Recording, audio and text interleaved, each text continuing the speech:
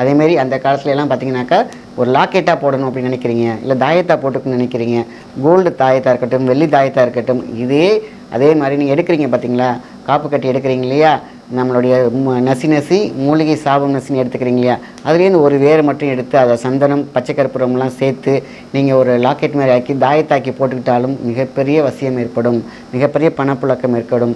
இதுதான் வந்து பார்த்திங்கன்னா குபேர வசியத்திற்கான வேர் ரொம்ப ரொம்ப முக்கியம். இதில் எனக்கு தாயத்தெல்லாம் போட மாட்டேன், நான் கையில் மட்டும் பண்ணிக்கனாலும் பண்ணிக்கலாம், இதேமாதிரி தாயத்தாகவும் போட்டுக்கலாம், இதேமாதிரி லாக்கெட் செஞ்சு நம்ம கேஷ் பாக்ஸ்லேயும் போடலாம், பணப்புழக்கம் அதிகமாக இருப்பதை கண்கூடாக பார்க்கலாம். அதுக்குன்னு நம்ம வந்து பார்த்திங்கனாக்கா மூட நம்பிக்கையாக நான் சொல்லலை, சயின்டிஃபிக்கலாக அந்த காலத்தில் அழகாக சொல்லியிருக்காங்க, செஞ்சுருக்காங்க.